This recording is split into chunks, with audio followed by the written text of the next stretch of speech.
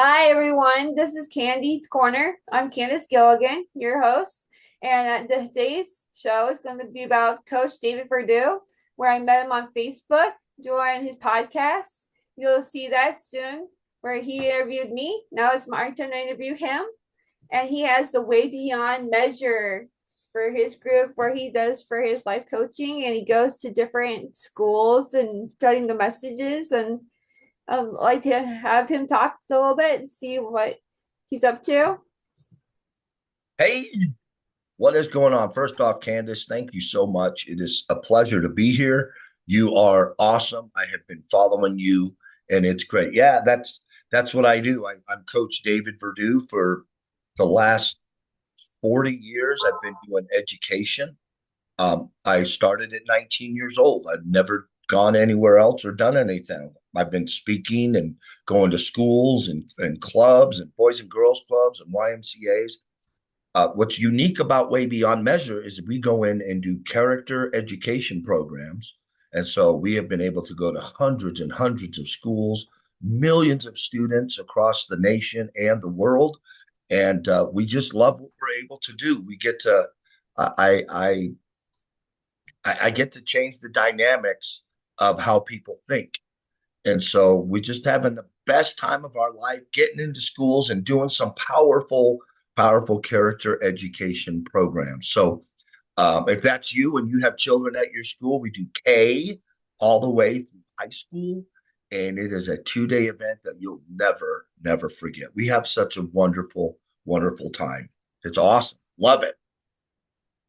I'm so excited to hear that. And I love that he's sharing different things and helping people. And like we were talking about my schizophrenia on your podcast, and now we're going to talk about your life, situations, different things going on. Yeah.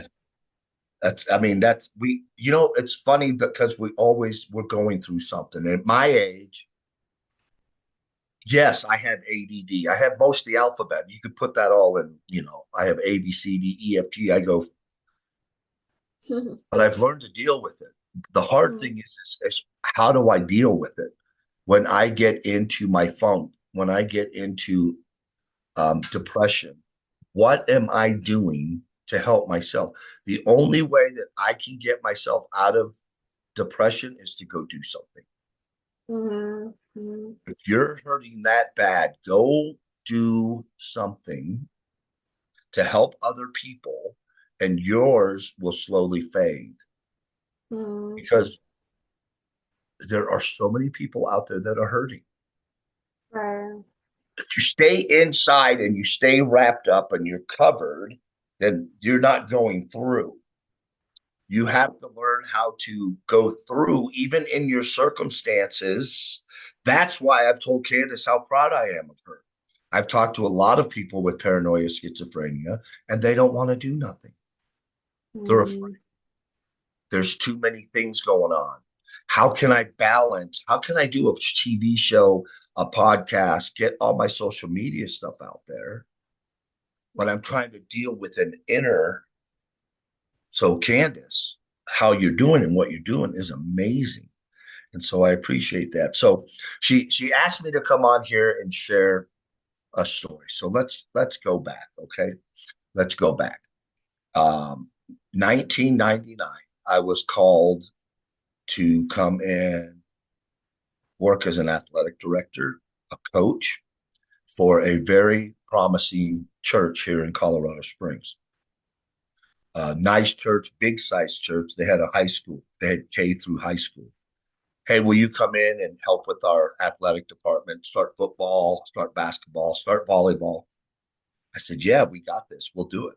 So we came into Colorado and started coaching and teaching. So we haven't even had school yet. So it's our first day of practice, and we're out on the field and we're working, and it's raining, and it's so much fun to play football in the rain as guys, and it's like so fun. Well, I gathered the team up and we said it's time to go back to the school. So we had to drive around the corner to the football field. And so we go to the bus And lo and behold, Candace, always, never without, there's a football on the field. Well, we have to be good stewards. So we're going to be good stewards and we need to go get that for mind you, I'm 32 years old. This happened in 1999. And so a couple of the boys who were tired, I said, let's go get the football. I said, I'll race you. So we run and we get to the football. And as soon as I reach down, Candace, to get the football, lightning strike. Bam! Oh, It hits the ground. It comes up my body, flies out my mouth. It shoots me 20 yards backwards. I hit the ground. Uh, oh, I'm out. mm, I come back to true and through, and people were freaking out because they thought I was dead, and maybe I think I was for a minute, three, I don't know how long. Come back, get the kids in the van, and then that's all I remember. Waking up in the wow. hospital. And I say that to you because we're going through it. So I come through. Now the newspapers are there and asking me questions about, being a Christian school. Why do you think God would do that to me? Blah blah blah. I was playing in the rain. Mm, I don't know if you mm. know this, but if you're thunder and lightning out, you might not want to play in the thunder and lightning. Right. It wasn't that I was naive and dumb. I wanted to take care of my kids. I Mm, did pack them up and get them on the bus. It was just the football. If mm. that football wasn't there, then we wouldn't have a story. Right. Right. Now, that year, Candace, we went and lost every game by 90 or more. Oh That's a lot of no. touchdowns. That's a Mm. lot of touchdowns for them. And it was very, very difficult. So, April of that year, it was 2000 now, April 2000. And I get these phone calls. I know that I have 6 away games Mm. and 6 home games. Okay. Mm. And so my 6 away games, I start getting phone calls. Hey, will you play us on homecoming? Hey, will you play us on homecoming? Hey, six. We have to go play 6 homecoming games. Candace, my question is, why do you think they wanted to play us on homecoming? It was, It's an I easy, don't easy win, right? know. He's away. Mm-hmm. They're going to spank us. Mm-hmm. They are going to eliminate us. And everybody wants to win on homecoming. Who's with me, right? Yeah. Right. So I start writing letters. I start posting stuff in our locker rooms. I bring in just 3 more kids, just 3 boys, a running back, a tight end, and a linebacker. I just brought in 3 extra kids. They were homeschooled. I brought them in. Okay. We go and play in 2000. Remember the first year, 0 and 11, 90 to nothing. We ain't doing Mm. nothing. We ain't scoring. We ain't moving the ball. We look like Swiss cheese. There's holes everywhere. Mm. Right. You know what happened in 2000? You won? We went 14-0 and won the state championship. Wow. Good It, job. it was it was a mindset of this is where we are. This is where we need to be. Okay. Coaches coach to get results.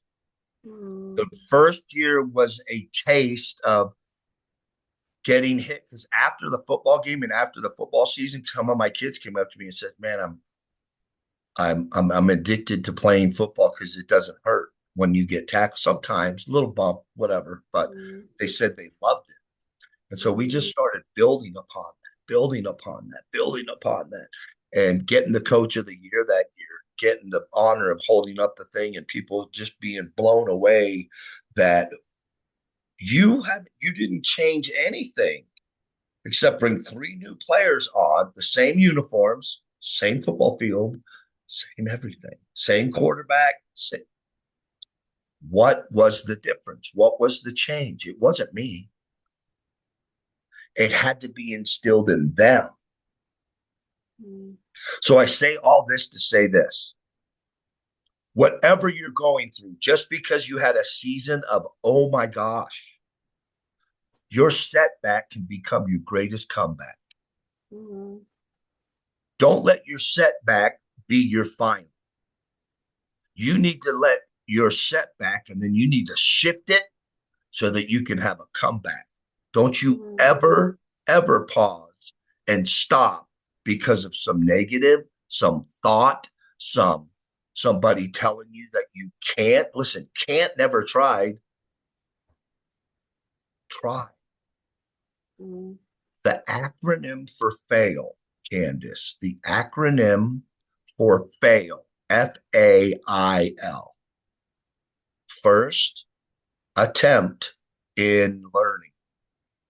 Don't be afraid to fail. Right. Thomas Mm-hmm. Edison, how many times did he do the electro? I Yeah, I mean, like come that. on. Mm-hmm. The Wright brothers. Did you see the first?